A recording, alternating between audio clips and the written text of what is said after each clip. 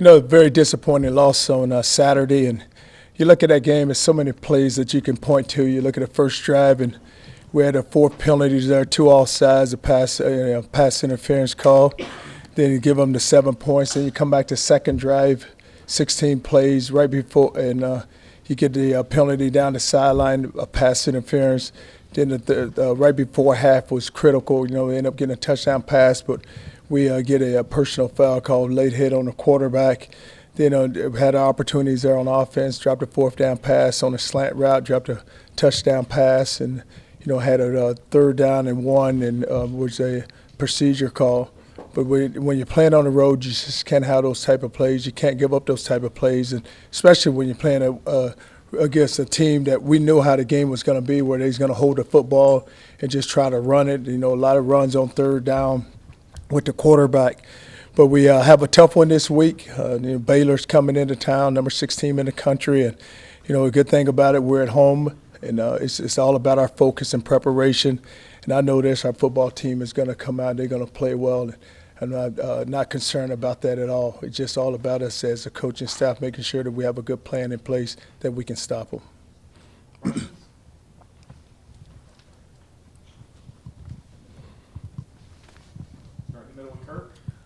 Charlie, Holton Hill and Devontae Davis played very well last year, it seemed to most people.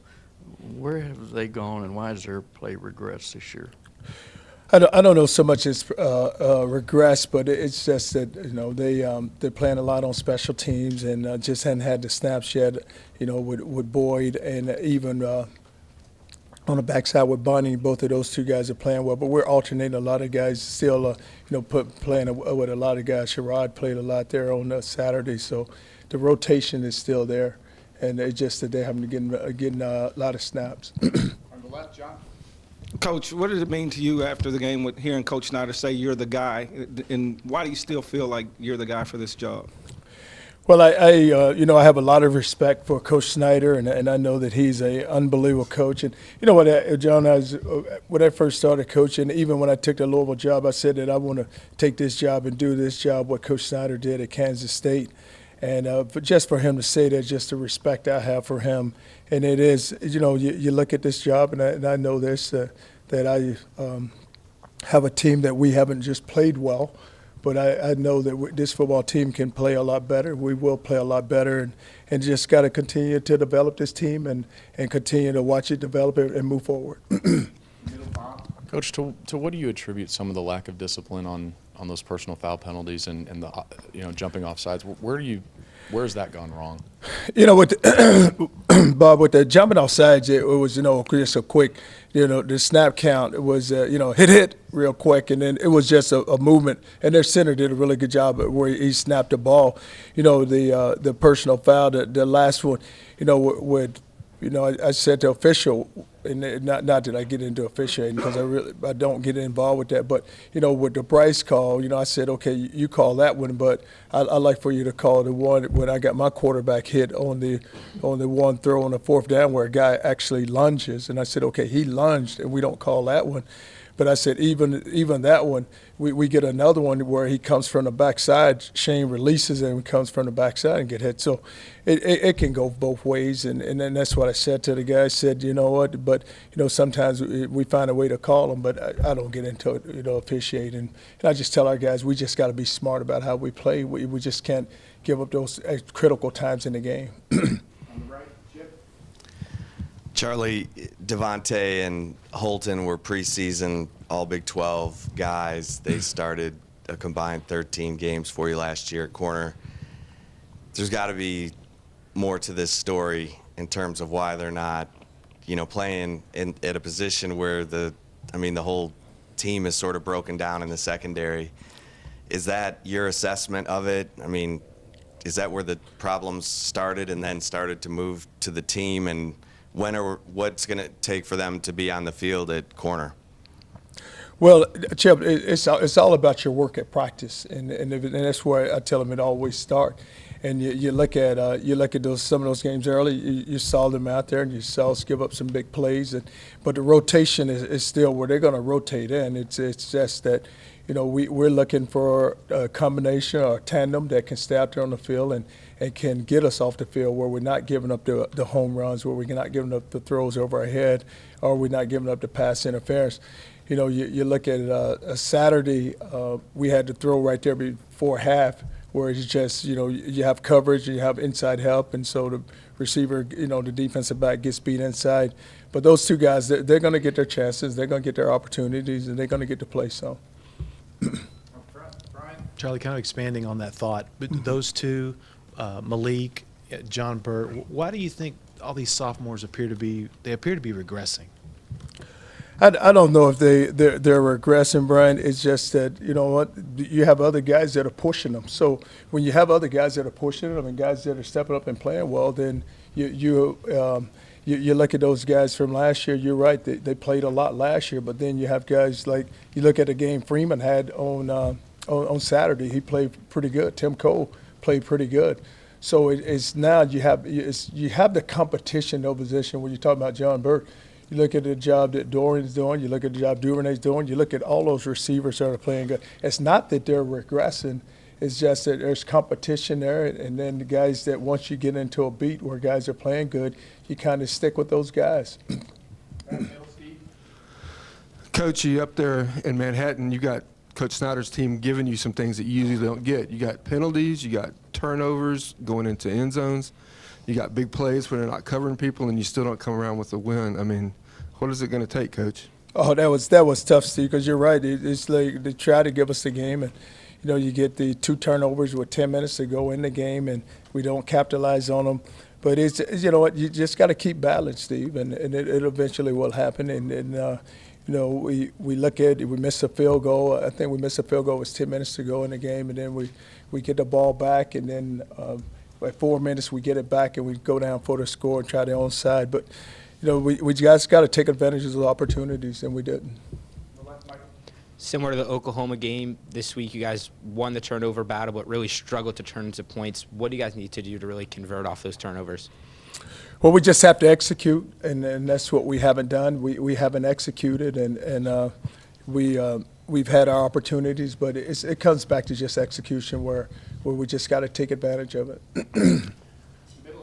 Coach, could you talk about Jim Grobe and the job he's done under some pretty bad circumstances at Baylor? And do you have a relationship with Jim Grobe or a friendship with Coach Grobe? I have a friendship with Coach Grobe when he was at Wake Forest, and he did an unbelievable job there. And then for him to take over with the circumstances there at Baylor has been amazing to see how that team has performed under his leadership. But he has some really outstanding players there, and what he's done, he hadn't tried to change anything. He just came in and just have a way of getting guys to go play, and that's what they've been able to do under him. Coach, I know Devin Duvernay's made big plays the last 3 weeks. How has he changed the dynamic of the offense? The thing Duvernay can do is he can stretch the defense, and he has so much speed. And you watch, with the play he made there on Saturday, it was a fake bubble. Then he ran down like he's going to block the corner and took off. And once it's out there and Shane Lace is out there, they're not going to go get him. But also he's a possession guy. He can catch the ball, down low and make a guy miss. But he does so much, and now it's forcing teams because they know his speed and what he has on the outside. You're seeing a lot of double coverage on Duvernay. What kind of a person has he been behind the scenes off the field? Oh, he's an amazing young man. He's very quiet, doesn't say much at all, and the guy's just you love just who he is, just the type of person he is, and he's just one of those guys that is solid as you can ever be. Anything you ask him to do, he'll do it. But him and his brother is just like him. If they were sitting in a room, you wouldn't even know they're there. Charlie, for the third straight year after 7 games, you're 3-4. Are you seeing the progress you want to see at this stage in the program? Well, you like to see, Chuck, it's always where you want to be better, and you want better progress in what we're seeing. And you look at some of those games, and, we always come back to it where we're so close. And I say that to the team. I told them I kind of just worn that cliche out where we're so close, because it's not so much you're so close. We need to capitalize and go win those games. Charlie, along those lines, this year you had the big start and had good momentum right out of the gates. How do you keep these guys believing that you can get back to the point that they felt after Notre Dame?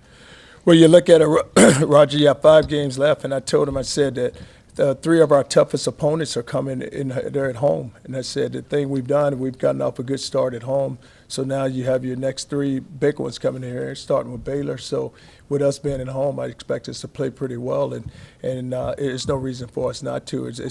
And I told him, I said, guys, you have 5 games left, and you want to end up with a good year, and you have a chance to end up with a good year. It's just now we just got to take it game by game and just look at it just week by week. Don't look down the road. Let's look at what's in front of us. Charlie, it started before you got here. It's been, I think, 6 times in the last 7 years Baylor's come into this game with a higher ranking than Texas. What do you feel about their program as a whole, and do you feel like you're kind of playing catch up with them as a program? Well, you have a lot of respect because you look at what Coach Browse built it with that program and just where it is right now. And they've done a really good job of just recruiting. And the thing they've done, you look at their system, and it may have been, they may have been one of the first in the league to kind of go through it, where they start spreading people out and getting the ball in athletes' hand and really playing well on offense with the quarterback position. And then defensively, where they've been able to just put athletes out there and just keep the score now. But it's been just amazing to watch how that program has really turned it on, and it's come on strong here the last few years. Coach, last year around this time, you received, show of support from the guys above you, from Fenvez and Perrin. Are you getting that support? Do you feel like now, at least behind the scenes, from those guys?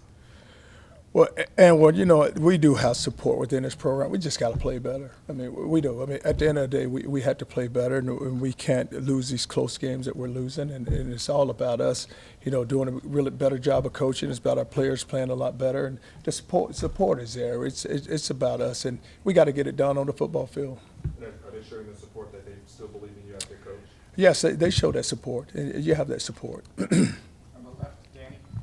Obviously with Baylor this week and Tech in 2 weeks, what does your secondary have to do to step up with these teams coming up? Well, Danny, what we need to do is one thing that Baylor has done a really good job of is just running the ball right now. Because if you look at Linwood and you look at Williams, the 2 big backs, and even with Seth Russell at the quarterback position, you don't see as many passing yardage as you've seen in the past. But the run game is unbelievable. So we have to stop the run. And then once we do force them to throw the ball, we're going to see if we can cover Cannon and Samari, see if we can cover those guys. You're going to have to cover them. Our secondary is going to have to play well. Our whole defense is going to have to play well. But even as a team, we're going to get our opportunities on offense, and it's going to be about just matching scores. But we're going to have to play well, and that's a good thing about being at home. You're going to have the crowd with you, and you're going to have your good crowd. So I expect us to play well on defense. Charlie, we've seen the struggles to capitalize on the momentum of a turnover. Do you think Sterling's play calling has been aggressive in those situations? Has it been aggressive enough? Yeah, Jim, because if you look at it on Saturday, we get the turnover, and then we throw the ball deep there, and they have it covered. But it is, he's doing a really good job. It's just now, it's just converting and just, continue to move the ball. You look at the one when we got it there with 10 minutes to go. I think we get it to a 3rd down, and then we end up, I think we pulled it. The quarterback pulled it. If we had handed that ball off, he probably would have hit his head on the goalpost. But it just, those are opportunities there. He continues to be aggressive, and he does. When he see those turnovers, it's one of those where, hey, we have to go after it, and we got to get us a score here, and we have to capitalize. Charlie, a big picture question. We're sitting here 3-4. You guys are sitting here 3-4. When you sit in the coaching staff meetings on Sundays, what major themes do you talk about that why this isn't working?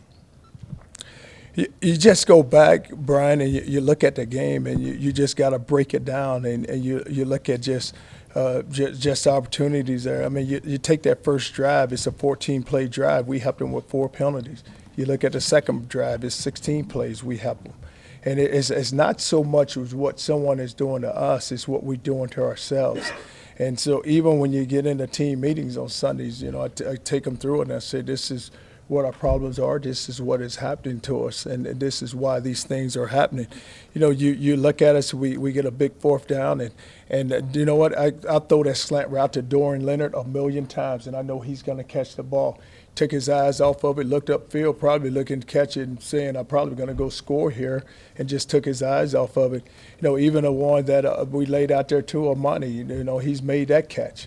And so it's you know, those catches have been made, and you put them in those positions, and now you have to, when you place in that position, then you got to make the play. Right, but I know you expected so much more this season.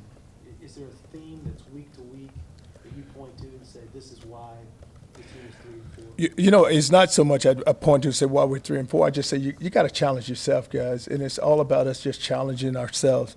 And you know where we sit at, and you know how much better you can be. Just challenge yourself.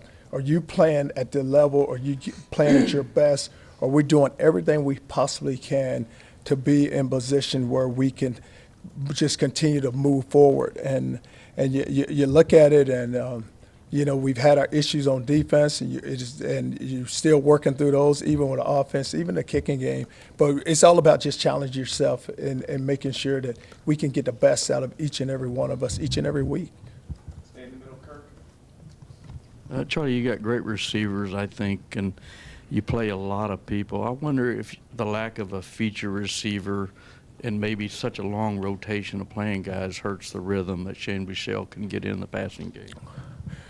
No, it really doesn't, Kurt, because the thing about him is he spreads the ball around. So it's not like, you know, a lot of times, you know, like some people do have that future receiver, but we have, and that's the way we've been able to sell it, and that's how we've been able to recruit, that you're going to get your opportunities, and, you know, it may be 4 passes, maybe 3 passes, maybe 2, but you're going to get your touches on the ball, and that's all they want to hear, you know, receivers, and that's how you just sell them that they're going to get their chance. You know, you look at Duvernay, look at the catches that he made, and then even Hurd comes in and makes a catch, and then Jake Oliver catches the one, you know, right down. But it's all over. The ball is spread around, and what Shane does is why defensive backs really can't just lock down on a guy, is that he's able to spread the ball around and just find the open ones. Back middle, Steve. Coach, last year against Baylor, they ran that Wildcat in the second half. You guys couldn't stop it. Have y'all prepared for that this year? They haven't done a lot of that this year. No, they haven't, and they just have what it is. It's a different scheme for them now. You know, the quarterback Russell can run the football, so they have a quarterback that can run it. You know, last year when they lost their quarterback, then that's when they went to the 2 wide receivers and a quarterback back there just to run the ball, and they did a really good job. Even in their bowl game, you remember against North Carolina, that's all they did. But it's a different team, and they really have a quarterback and a guy who can throw the ball to the outside too. On the right, Chip. Charlie, excuse me, are you and Sterling on the same page, and are the players on the same page with the assistant coaches, their position coaches? I mean, again, in the secondary, it looks like there's a big disconnect going on there with Holton and Devontae not picking up where they left off last season, and you know, big physical corners who can disrupt the timing of some of these offenses. Well, you know what, you look at, Chuck, Chip, you're always on the same page, and as a coaching staff, and that's what we harp on, and that's why, you know, the players have the respect that they have for the coaches, because the coaches build that relationship with the players, and it's not because Devontae and Holton, they're not doing a good job because they don't have a relationship with their coach.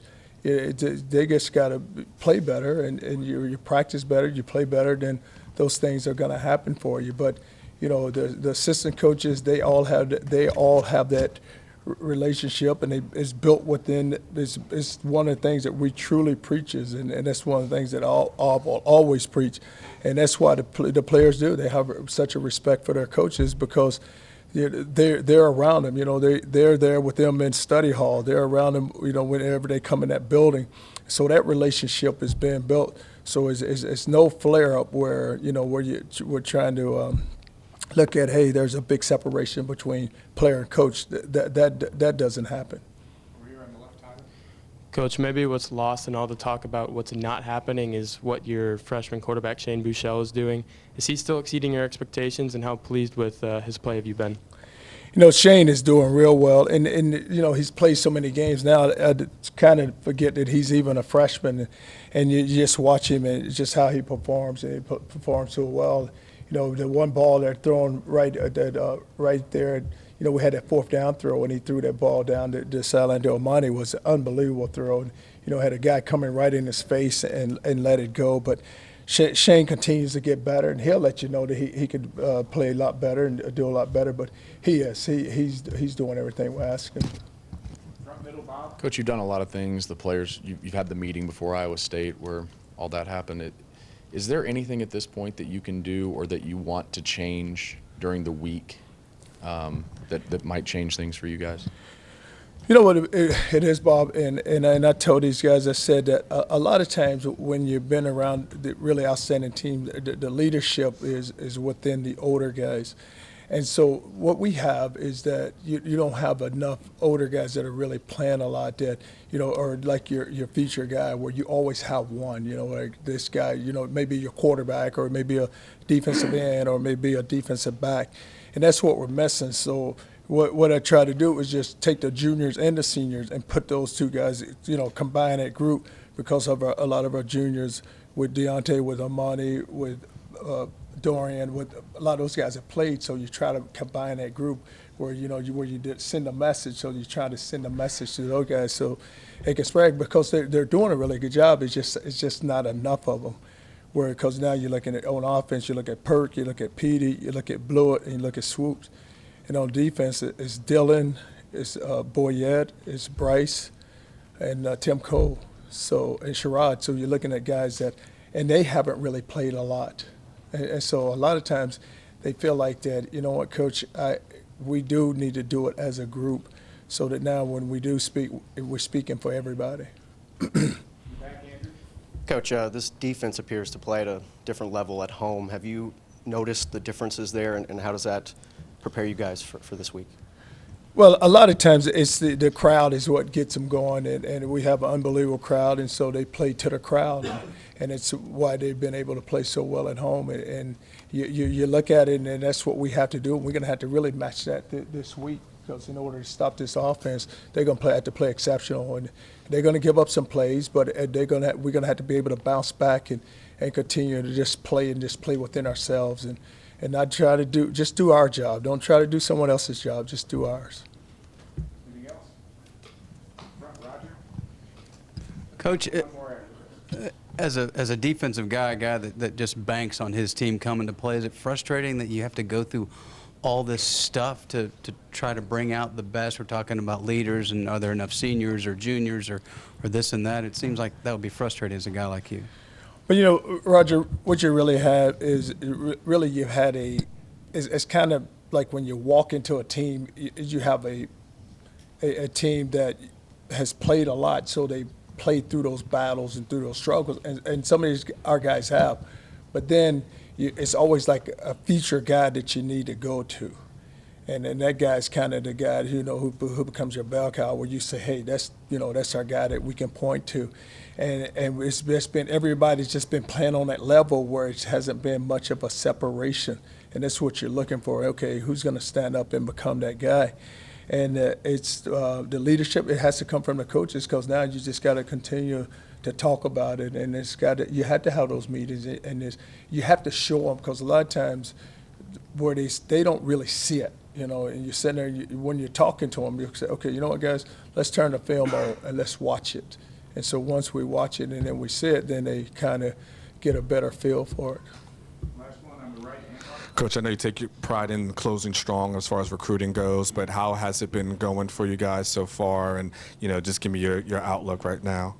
In recruiting, it's we're going to always be able to recruit well, and we're going to always be able to get the guys we get, and it's just going to come down to, what our needs are. We don't have many scholarships. We got to be really smart about, who we select, but the recruiting will be fine. It's just that, there's a lot of guys that are still sitting there, and I always tell them I don't need an early commitment because I don't, I just think guys make a reservation because then all of a sudden, a month from now, they're going to say, oh, well, I want to go somewhere to visit, and you can't tell them they can't go, because then all of a sudden they're going to take the visit. Then what are you going to do if you really want them? So I tell them all the time, listen, you go take your visits, and then, you know, come December and January, we'll put the hammer down and we'll start really getting after them. And I said, then I come and we'll go get what we need to go get. Thanks, Coach. All right, thank you.